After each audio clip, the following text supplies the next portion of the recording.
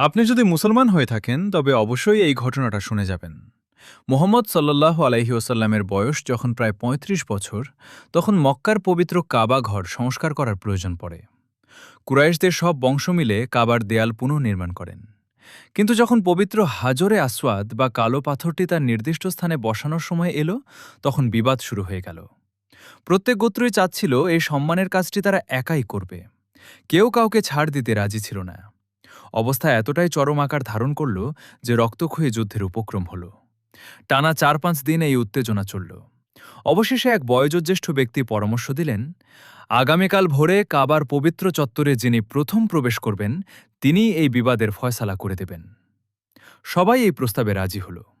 পরদিন সকালে দেখা গেল সবার আগে যিনি প্রবেশ করেছেন তিনি হলেন মুহাম্মদ সাল্লাল্লাহু আলাইহি ওয়াসাল্লাম।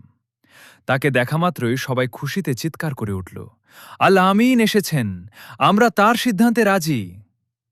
মুহাম্মদ সাল্লাল্লাহু আলাইহি ওয়াসাল্লাম সবার কথা শুনলেন। তিনি অত্যন্ত বিচক্ষণতার সাথে একটি সমাধান বের করলেন। তিনি একটি বড় চাদর বিছিয়ে দিলেন এবং নিজের হাতে পাথরটি তুলে নিয়ে চাদরের মাঝখানে রাখলেন। এরপর তিনি বিবাদে লিপ্ত প্রতিটি গোত্রের প্রধানকে বললেন চাদরের এক একটি কোণা ধরতে। সবাই মিলে চাদরটি তুলে ধরলেন এবং পাথরটিকে সঠিক জায়গার কাছে নিয়ে গেলেন। এরপর মুহাম্মদ সাল্লাল্লাহু আলাইহি ওয়াসাল্লাম নিজ হাতে পাথরটি তুলে কাবার দেয়ালে স্থাপন করলেন। শিক্ষা: এই সামান্য একটি কাজের মাধ্যমে তিনি কেবল একটি বড় যুদ্ধ থামাননি, বরং প্রতিটি গোত্রকে সম্মানের ভাগিদার করেছিলেন। তার এই উপস্থিত বুদ্ধি, নিরপেক্ষতা এবং শান্তির প্রতি ভালোবাসা আজও আমাদের শেখায় কিভাবে বিবাদ এড়িয়ে ভ্রাতৃত্ব বজায় রাখতে হয়।